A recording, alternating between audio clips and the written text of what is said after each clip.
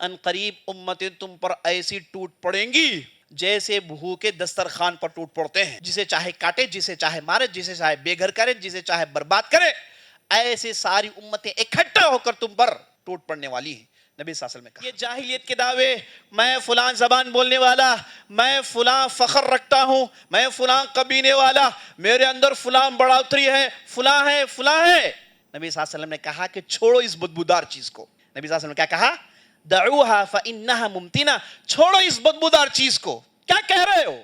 ہفتے میں ایک مرتبہ جمع ہونا واجب قرار دیا گیا، جمع ہونا ہی ہونا ہے۔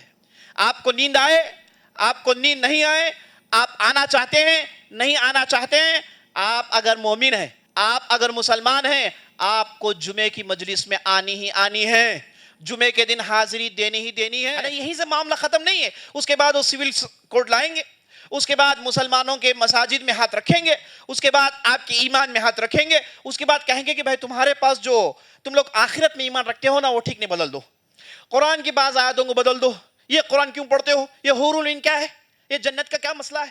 ہر معاملہ جس میں مسلمانوں کو نقصان ہو، یہ مت سوچئے کہ بھائی مجھے کیا نقصان ہو رہا ہے۔ اتنے سیلفش اگر آپ رہیں گے تو یاد رکھ لیجئے یہ ایسی حرکت ہے جس سے آپ کو بھی فائدہ نہیں ہونے والا ہے، کیونکہ بربادی آتی ہے، مصیبت آتی ہے تو ایسے سیلفش لوگوں کو سب سے پہلے ڈبوتی ہے، ایسے مفاد پرستوں کو سب سے پہلے برباد کرتی ہے۔ ہم اور آپ کو کوشش کیا کرنا ہے کہ کیسے دلوں کو جوڑے، ان چیزوں کو سامنے رکھے، ان چیزوں کو آگے رکھے، تمام مسلمانوں کو جوڑیں، ایک جٹ ہو جائیں۔ اعوذ باللہ من الشیطان الرجیم، بسم اللہ الرحمن الرحیم۔ ان الحمد للہ نحمده ونستعینه ونستغفره ونعوذ بالله من شرور أنفسنا ومن سيئات أعمالنا، من يهده الله فلا مضل له ومن يضلل فلا هادي له، وأشهد أن لا إله إلا الله وحده لا شريك له، وأشهد أن محمدًا عبده ورسوله۔ يا أيها الذين آمنوا اتقوا الله حق تقاته ولا تموتن إلا وأنتم مسلمون۔ يا أيها الناس اتقوا ربكم الذي خلقكم من نفس واحدة وخلق منها زوجها وبث منهما رجالا كثيرا ونساء، واتقوا الله الذي تساءلون به والأرحام إن الله كان عليكم رقيبا۔ يا أيها الذين آمنوا اتقوا الله وقولوا قولا سديدا يصلح لكم أعمالكم ويغفر لكم ذنوبكم، ومن يطع الله ورسوله فقد فاز فوزا عظيما۔ أما بعد، فإن خير الحديث كتاب الله، وخير الهدي هدي محمد صلى الله عليه وسلم، وشر الأمور محدثاتها، وكل محدثة بدعة، وكل بدعة ضلالة، وفي رواية وكل ضلالة في النار۔ فأعوذ بالله السميع العليم من الشيطان الرجيم، ولا تنازعوا فتفشلوا وتذهب ريحكم واصبروا إن الله مع الصابرين۔ وقال عليه الصلاة والسلام: المسلم أخو المسلم، صدق الله ورسوله صلی اللہ علیہ وسلم۔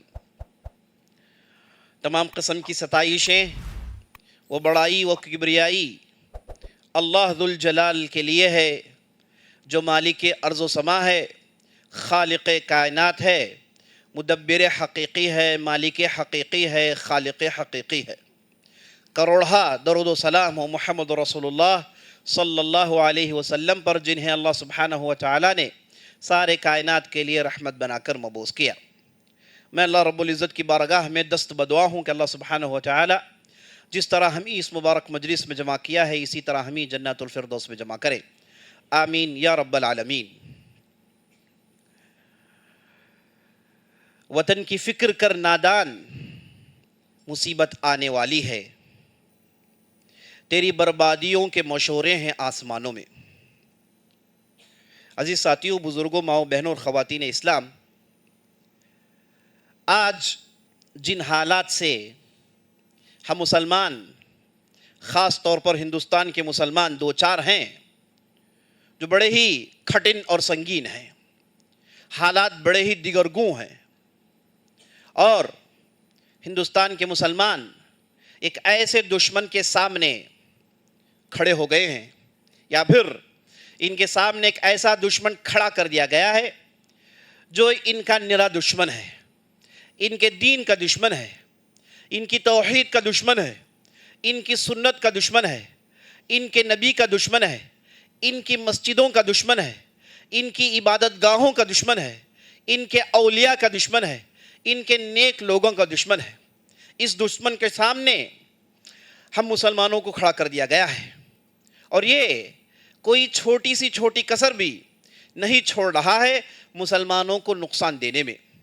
تو ایسے موقع پر جس چیز پر ہم مسلمانوں کو عمل کرنا چاہیے، وہ جس کا ذکر اللہ اور اللہ کے رسول صلی اللہ علیہ وسلم نے اپنی احادیث میں کب کا کر دیا، حکم یہ ہوا کہ ہم اور آپ کو جڑ کر رہنا ہے، ہمارے صفوں میں اتحاد ہونا چاہیے۔ مسلمان جب بھی کوئی مصیبت آئی ہے انہوں نے مل کے مقابلہ کیا، ان کے صفوں میں جب بھی دراڑیں پڑی، جب بھی ان کا شیرازہ بکھیر دیا گیا تو انہیں دشمن نے بڑے آسانی سے چاٹ لیا، بڑی آسانی سے دشمن نے انہیں ختم کر دیا۔ آپ صلی اللہ علیہ وسلم کا زمانہ ہے اور مدینے کا زمانہ ہے، اور یہودیوں کے ساتھ معاہدہ ہو گیا ہے۔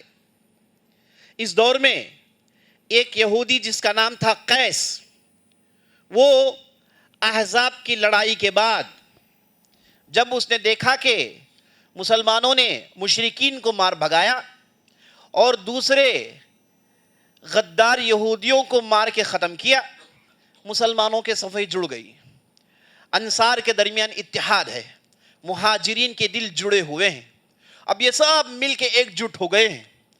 ایسے موقع، ایسے مناظر یہودی کو کیسے لبھا سکتے ہیں؟ تو اس کے سردار نے یہ کوشش کی کہ مسلمانوں کے صفوں میں دراڑ ڈالا جائے، مسلمانوں کو جھگڑایا جائے، ان کے درمیان اختلاف ڈالا جائے۔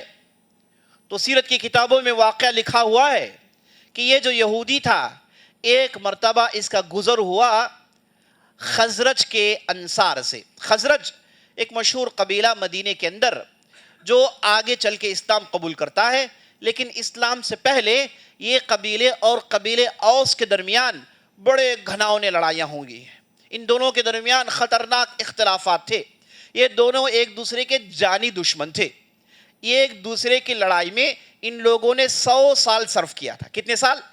100 سال ان کی لڑائی چلی قبیلے اوس اور قبیلے خزرج کے درمیان، ان کے درمیان 100 سال کی لڑائی ہوئی۔ تو آپ اندازہ لگا سکتے ہیں کہ جاہلیت کس حد تک پہنچی ہوئی تھی، اور قبلی عصبیت، اپنے قبیلے کی تفخر، اپنے قبیلے کو بڑا سمجھنا، یہ کس حد تک ان کے اندر پہنچا ہوا تھا۔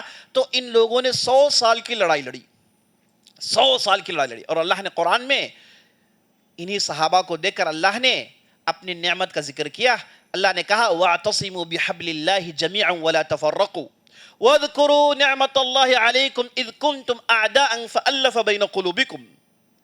اللہ کہتا ہے کہ اے لوگو، سب مل کے اللہ کی کتاب کو تھام لو، آپس میں اختلاف میں مت پڑو، اور یاد رکھو اس نعمت کا جس میں اللہ سبحانہ و تعالیٰ نے تمہاری دلوں کو جوڑا، جبکہ تم لوگ جانی دشمن تھے، ایک دوسرے کے خون کے پیاسے تھے، اللہ نے تمہیں جوڑ دیا، ایک صف میں کھڑا کر دیا، جبکہ تم جہنم کے قریب تھے۔ کنتم علی شفا حفرۃ من النار فانقذکم منہا، تم جہنم کے بالکل قریب تھے، اللہ نے رسول بھیج کے تمہارے صفوں میں اتحاد پیدا کیا، تمہارے دلوں کو جوڑا، جس کے پاداش پہ تمہیں جہنم کے گڈھے سے اللہ نے بچا لیا۔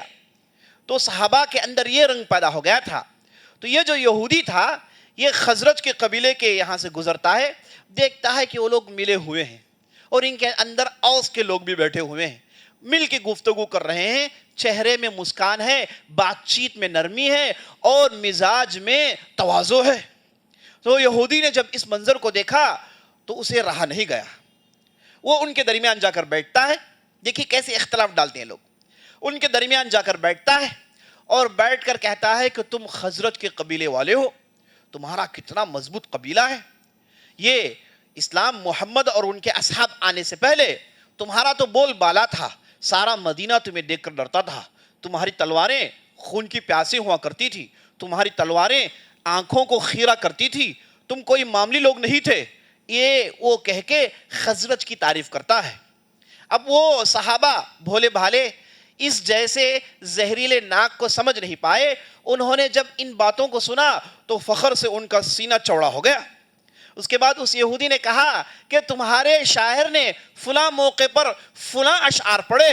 پھر وہ اشعار پڑھتا ہے جس میں خزرج کے قبیلے والوں نے اپنے قبیلے کی بڑھوتری بیان کی. سارے قبیلے میں ہم سب سے زیادہ مضبوط ہیں, سب سے زیادہ عربیت اپنے اندر رکھتے ہیں, سب سے زیادہ تلوار چلانے ہمیں آتا ہے, بقیہ تمام قبائل ہمارے نظروں کے نیچے ہیں. تو خزرج کے جو پرانے اشعار تھے, جاہلیت کے اشعار تھے, ان اشعار کو پڑھ کے خزرج کے اس مجلس کو گرماتا ہے. چونکہ لوگ عرب تھے, عربی اشعار ان کے سامنے پڑھا گیا تو ان کے رگیں کھڑی ہو گئیں اور یہ اپنے پرانے فقر و غرور کو تھوڑی دیر کے لیے محسوس کرنے لگے. اور اس کے بعد اس یہودی نے کہا کہ تمہارے سامنے اوس کا کیا مقابلہ ہے؟ آج ان میں بڑے بڑے سردار ہیں, وہ تمہارے مد مقابل بیٹھ رہے ہیں اور تمہارے ساتھ دوسری عہدوں کو شیئر کر رہے ہیں, ان کی کیا مجال, تم ان سے بہتر ہو. تو ساری باتیں یہودی اس خزرج کے مجلس میں سناتا ہے اور اس کے بعد چپکے سے وہاں سے نکل جاتا ہے. دوسرے دن اوس کے مجلس میں جاتا ہے. اس مجلس میں جا کر پھر اسی انداز کو اختیار کرتا ہے اور اوس کے پرانے اشعار پڑھتا ہے.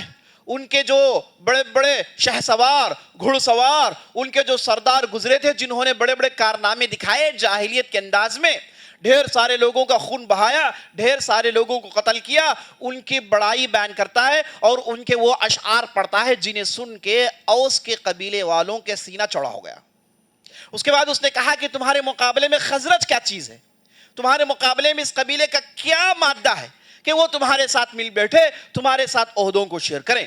تو یہاں پر جو نادان صحابہ تھے, جو اس زہریلے ناک کو سمجھ نہیں پائے, انہوں نے ان کی باتوں کو سن کر اس کی بات کے بہاؤ میں بہہ گئے اور ان لوگوں نے بھی اپنا سینہ چوڑا کیا.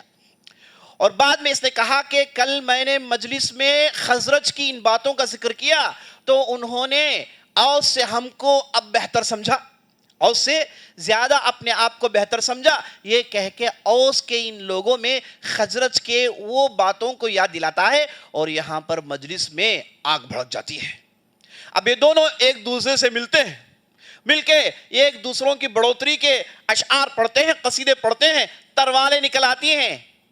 یہاں تک کہ ان میں سے بعض, یہ سب صحابہ ہیں, اسلام آنے کے بعد احزاب کی لڑائی کے بعد کے واقعات سنا رہا ہوں. تو اس یہودی نے ایسے دراڑیں ڈالی, ایسے حسد اور کینہ کپٹ کو اجاگر کیا کہ اب دونوں صحابہ کی جماعتیں تلواریں نکال کر ایک دوسرے کے خون کے پیاسے ہوتے جا رہے ہیں. یہاں تک کہ بعض لوگوں نے کہا کہ چلو اگر ایسا ہے تو فلاں میدان میں دوبارہ مقابلہ ہو جائے, فلاں میدان میں دوبارہ مقابلہ ہو جائے, دوبارہ ہم دیکھ لیتے ہیں کہ کس کے اندر دم ہے, کون مقابلہ کرنے کی طاقت رکھتا ہے. معاملہ اس حد تک پہنچ گیا. جب معاملہ اتنا سنگین ہو گیا تو لوگ دوڑے, محمد رسول اللہ صلی اللہ علیہ وسلم کے مجلس میں حاضری دی اور کہا یا رسول اللہ, معاملہ اس سنگین کو پہنچ گیا ہے, اوس و خزرج کے صحابہ تلواروں کو نکال کر لڑنے کے لیے آمادہ ہو گئے ہیں. تو جیسے ہی نبی صلی اللہ علیہ وسلم نے ان باتوں کو سنا, آپ صلی اللہ علیہ وسلم کا چہرہ سرخ ہو گیا, غصہ آ گیا, اور آپ صلی اللہ علیہ وسلم بڑی تیزی سے اس سپاٹ پہ پہنچتے ہیں جہاں پر یہ اختلافات ہو رہے تھے. اور جیسے ہی نبی صلی اللہ علیہ وسلم کو ان لوگوں نے دیکھا تو دوبارہ پٹری میں آئے, دوبارہ دل ٹھنڈے پڑے, دوبارہ انہیں سمجھ میں آیا کہ انہیں بہکانے کے لیے بعض دشمنوں نے سازشیں رچی ہیں. تو نبی صلی اللہ علیہ وسلم ان کے درمیان آتے ہیں, آ کر کہتے ہیں ابی دعوی الجاہلیہ وانا بین اظہرکم, تم لوگ جاہلیت کے دعوے نعرے اٹھا رہے ہو جبکہ میں تمہارے درمیان زندہ ہوں, میں تمہارے درمیان زندہ ہوں, میرے ہوتے ہوئے, میری تعلیمات ہوتے ہوئے, قرآن ہوتے ہوئے تم لوگ پھر جاہلیت کے راستے میں چل رہے ہو, جاہلیت کے دعوے بلند کر رہے ہو. تم لوگوں کو کیا ہو گیا ہے؟ اور اس کے بعد کہا دعوها فإنها ممتنہ، یہ جاہلیت کے دعوے، میں فلاں زبان بولنے والا، میں فلاں فخر رکھتا ہوں، میں فلاں قبیلے والا، میرے اندر فلاں بڑھوتری ہے، فلاں ہے فلاں ہے، نبی صلی اللہ علیہ وسلم نے کہا کہ چھوڑو اس بدبودار چیز کو. نبی صلی اللہ علیہ وسلم نے کیا کہا؟ دعوها فإنها ممتنہ، چھوڑو اس بدبودار چیز کو، کیا کہہ رہے ہو؟ اور اس کے بعد نبی صلی اللہ علیہ وسلم نے ڈانٹا تو انہیں بعد میں پتا چلا کہ انہیں چھیڑنے کے لیے یہودیوں نے سازش رچی ہے. تو مسلمانوں کے صفے جڑ جائیں تو یہ دشمن مقابلہ نہیں کر سکتے، انہیں یقین تک یہ بات معلوم ہے. اسی لیے برطانوی برٹش ریکارڈز اگر آپ پڑھیں گے تو ان کے جو وائسرائز تھے، ان کے جو منسٹرز تھے جو جا کے کوئین کے پاس رپورٹ کرتے تھے، تو ان لوگوں نے باقاعدہ یہ پروگرام رکھا تھا کہ جب تک مسلمانوں کی خلافت کو نہیں توڑتے، مسلمانوں کے صفوں میں دراڑیں نہیں ڈالتے، مسلمانوں میں اختلاف پیدا نہیں کر سکتے، تب تک ہم ان لوگوں پر حاوی نہیں ہو سکتے، تب تک ہم ان لوگوں پر حکومت نہیں کر سکتے. تو نتیجتاً برٹش نے کیا کیا؟ مسلمانوں کے صفوں کو دراڑ ڈالی، اس میں توڑا، مختلف فتنے برپا کیے اور جھوٹے نبیوں کو پیدا کیا، غلط سلط باتوں کو ترویج دی، باطل فرقوں کو ترویج دیا، مسلمانوں کے اندر ڈھیر ساری غلط سلط باتوں کو پروموٹ کیا، غلط سلط عقیدوں کو پروموٹ کیا، اور مسلمانوں کو جاہل کا جاہل رکھا، اور انہیں تعلیم کے میدان میں ہمیشہ پسمائی دیکھنی پڑی. تو اس کے نتیجے میں عزیز ساتھیوں، برٹش نے ساری اسلامی حکومت کو اپنے قبضے میں کر لیا. انہیں معلوم ہے کہ اگر مسلمانوں کے درمیان اتحاد پیدا ہو جائے، یہ جڑ جائیں، دنیا کی کوئی طاقت ان کا مقابلہ نہیں کر سکتی. نبی صلی اللہ علیہ وسلم نے ایک حدیث میں ارشاد فرمایا، مثلہم کمثل الجسد الواحد، یہ جو مومنین ہیں، مسلمان ہیں، ان کی مثال ایک جسم جیسی ہے.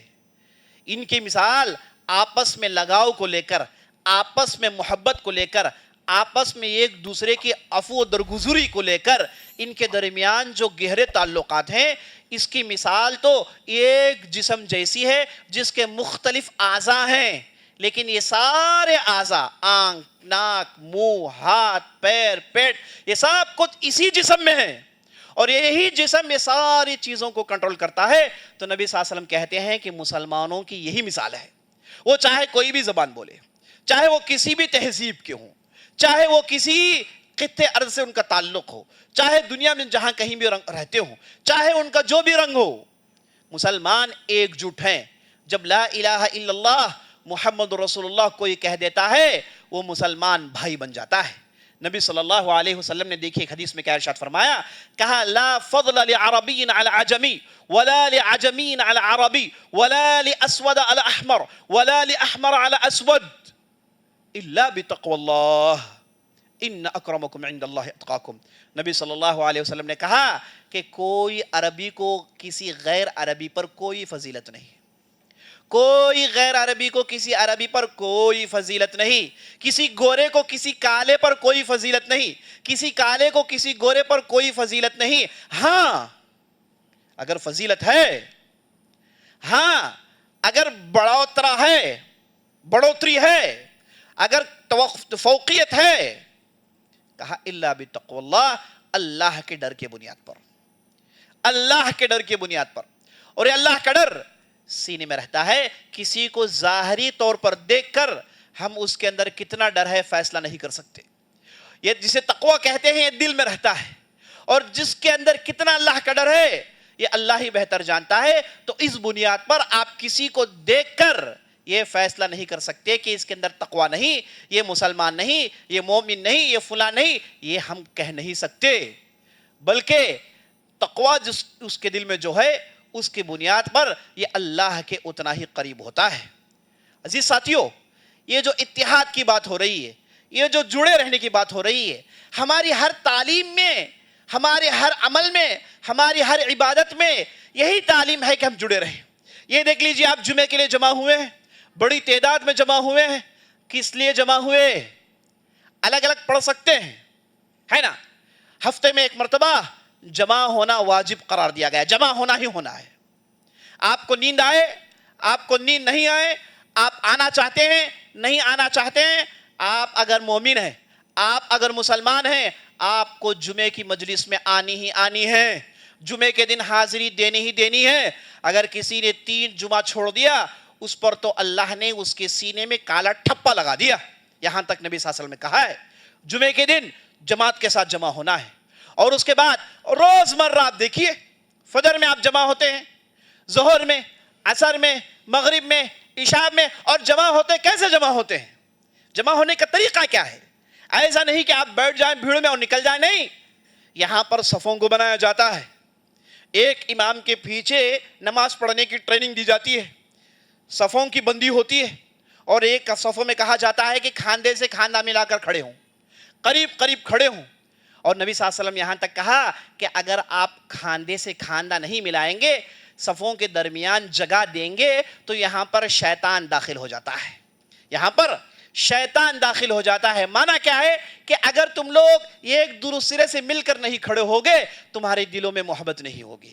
مل کر کھڑے ہونے پر ابھارا ہے اور صف بندی پر ابھارا ہے. اور یہ کہا گیا کہ اکیلے صف کے پیچھے نماز نہیں ہوتی, اسے کوشش کر کے آگے صف میں گھس جانا چاہیے. اور صفوں کو ٹائٹ نبی صلی اللہ علیہ وسلم نے کر دکھایا. آپ صلی اللہ علیہ وسلم خود صف بندی کرتے تھے, نمازوں میں کھڑے ہونے کے بعد صف بندی کرتے تھے. روزانہ 5 مرتبہ صف بندی ہو رہی ہے. اور اس صف بندی میں کیا ہے؟ چاہے آدمی بادشاہ ہو, چاہے آدمی کسی قبیلے کا سردار ہو, چاہے کوئی بھی زبان بولے, جب صف میں کھڑے ہوتا ہے اگر اس کے بغل میں غریب سے غریب بھی آدمی ہو اس کے ساتھ کھاندے سے کھاندہ ملا کے کھڑا ہونا ضروری ہے. اسی لیے ایک شاعر نے کہا ایک ہی صف میں کھڑے ہو گئے محمود و ایاز, نہ کوئی بندہ رہا نہ کوئی بندہ نواز. ایک ہی صف میں کھڑے ہو گئے محمود و ایاز, محمود بہت بڑا بادشاہ, ایاز اس کا غلام. صاحب ایک ہی صف میں کھڑے ہو جاتے ہیں, نہ کوئی بندہ رہا نہ کوئی بندہ نواز, نہ کوئی بادشاہ ہے نہ کوئی غلام ہے. صاحب ایک صف میں. دیکھیے ٹریننگ دیکھیے یہاں پر ہم مسلمانوں کو کیا غور کرنا چاہیے. اب ہمارا معاملہ یہ ہے کہ ہم ہر روز اس چیز کو کر کے اس کی اہمیت ہمارے دلوں میں گھٹ گئی ہے نا, ہماری دلوں میں اس کی اہمیت گھٹ گئی ہے. جا کے ان لوگوں سے پوچھیں اس کی اہمیت جاننے والے ہیں, انہیں بتائیں کہ بھائی تمہارے مذہب میں ایسا ہو سکتا ہے. ہمارے پاس تو اونچے ذات والے ہیں, ہمارے پاس تو مڈل کلاس ذات ہے, ہمارے پاس نچلے طبقے کے لوگ ہیں, وہ تو ہماری عبادت گاہوں میں آ بھی نہیں سکتے, ہمارے ساتھ کھڑے ہونے کی کیا ضرورت. ہم جس چیز سے پانی پیتے ہیں اسے وہ پانی نہیں پینا چاہیے, ہم جس چیز میں کھاتے ہیں اس میں وہ کھاتے نہیں ہیں. اللہ اکبر.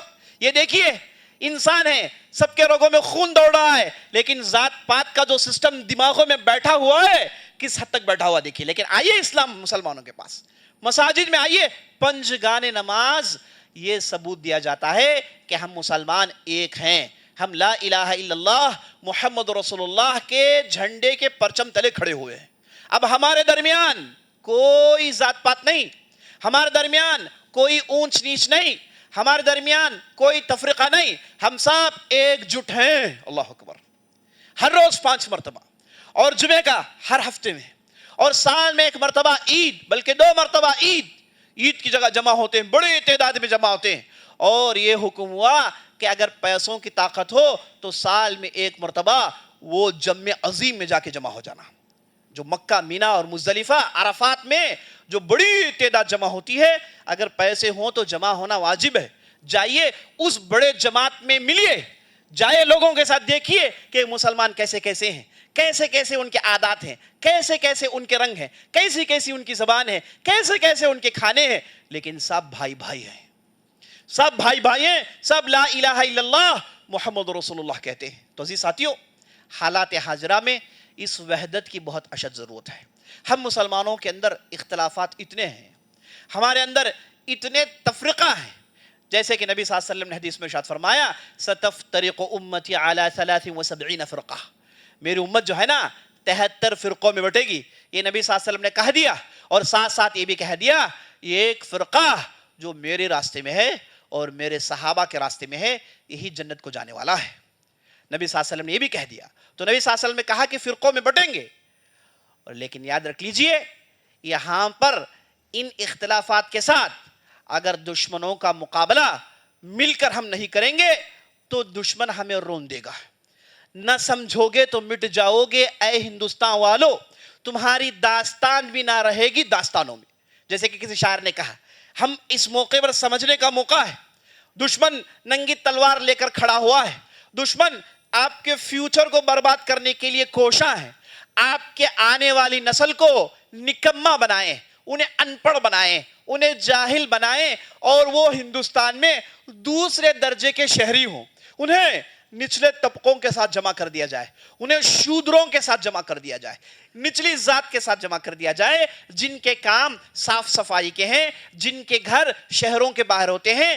اس درجے میں پہنچانے کے پورے پروگرام سے، ساتھی، پورے پروگرام سے پوری چیز تیار ہو گئی ہے، ہر چیز پر پورے زور شور سے عمل کیے جا رہے ہیں۔ تو اس موقع پر ہم مسلمانوں کو چاہیے کہ ہمارے اختلافات کو ایک طرف رکھیں، ایک مسلمان بھائی کو دوسرے مسلمان بھائی سے پوری عزت ملنی چاہیے۔ جیسے نبی صلی اللہ علیہ وسلم نے حدیث میں ارشاد فرمایا، المسلم اخو المسلم، ایک مسلمان دوسرے مسلمان کا بھائی ہے، لا یحقرہ، اسے ذلیل نہیں کرتا، ولا یخذلہ، اسے بے یار مددگار نہیں چھوڑتا، وبحسب امرئ مسلم ان یحقر اخاہ المسلم، ایک آدمی برا ہونے کے لیے اتنا ہی کافی ہے کہ وہ کسی مسلمان کو حقیر سمجھے۔ نبی صلی اللہ علیہ وسلم کیا بات بتاتے ہیں؟ کہتے ہیں کہ ایک آدمی برا آدمی ہے، یہ پہچاننے کے لیے زیادہ تحقیق کی ضرورت نہیں، یہ دیکھ لیجئے کہ وہ کسی مسلمان کو حقیر سمجھتا ہے، اگر سمجھتا ہے تو یہ آدمی برا آدمی ہے۔ المسلم اخو المسلم، ایک مسلمان دوسرے مسلمان کا بھائی ہے۔ تو عزیز ساتھیوں، اسلام کے پرچم تلے جتنے بھی مسلمان ہیں صاحب ہمارے بھائی ہیں، یہ ہمارے پورے اچھے اخلاق کے مستحق ہیں۔ اس کانسیپٹ کو، اس نظریے کو پروموٹ کرنا ہے۔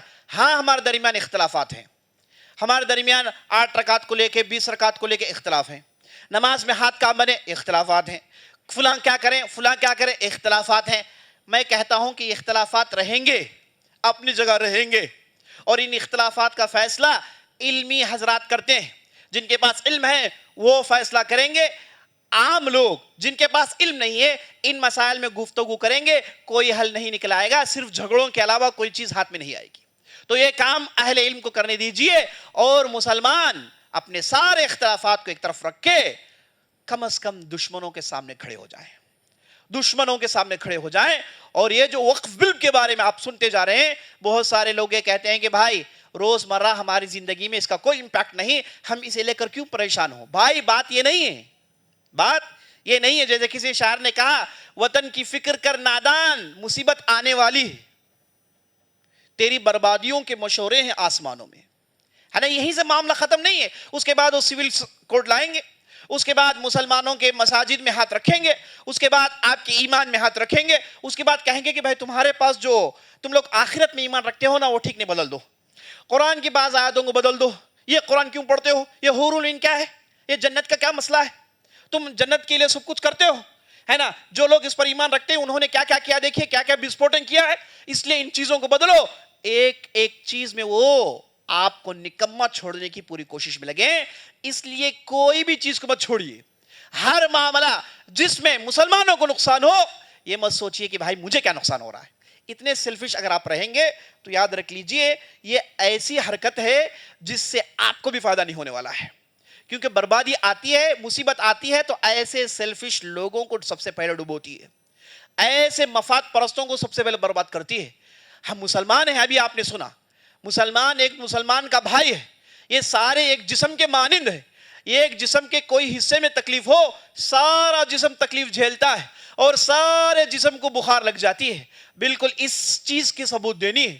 ہم اور آپ کو کوشش کیا کرنا ہے کہ کیسے دلوں کو جوڑے، ان چیزوں کو سامنے رکھے، ان چیزوں کو آگے رکھ کے تمام مسلمانوں کو جوڑیں، ایک جٹ ہو جائیں۔ افسوس مجھے نبی صلی اللہ علیہ وسلم کی حدیث یاد آ رہی ہے، وہ بتا کے اپنی بات ختم کرتا ہوں۔ نبی صلی اللہ علیہ وسلم کہتے ہیں، یوشک ان تداعى علیکم الامم کما تداعى الاکلۃ علی قصعتها، ان قریب امتیں تم پر ایسی ٹوٹ پڑیں گی جیسے بھوکے دسترخوان پر ٹوٹ پڑتے ہیں۔ بھوکے دسترخوان پر جیسے ٹوٹ پڑتے ہیں، انہیں معلوم نہیں ہوتا کہ کیا اٹھا رہے ہیں، کیا کھا رہے ہیں، کیا منہ میں ڈال رہے ہیں، وہ تو صرف اپنی بھوک کی وجہ سے پاگل ہوئے ہیں، جیسے چاہے اپنا ہاتھ چلاتے ہیں۔ بالکل اسی طریقے سے دشمن مسلمان امت پر ایسے ٹوٹ پڑیں گے کہ جسے چاہے کاٹے، جسے چاہے مارے، جسے چاہے بے گھر کرے، جسے چاہے برباد کرے۔ ایسے ساری امتیں اکٹھا ہو کر تم پر ٹوٹ پڑنے والی ہیں۔ نبی صلی اللہ علیہ وسلم نے کہا.